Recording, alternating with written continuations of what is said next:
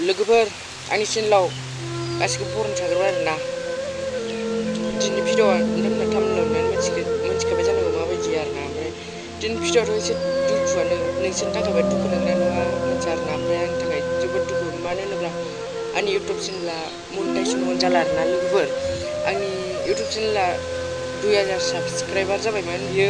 monetisation जाला आरोना ओमफ्राय आं दाख्लै गोदान इउटुब चेनेल खुलिबायमोन बे बारा साबसक्राइब जायाखै नोंथांमोना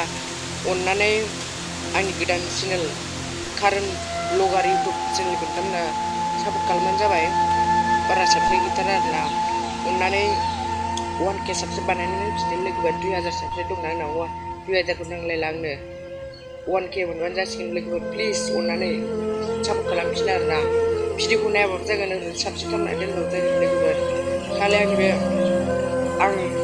आंनि डिसक्रिपसनाव कारेन्ट ब्लगार डिसक्रिपसनाव होना दोनखागोन आरोना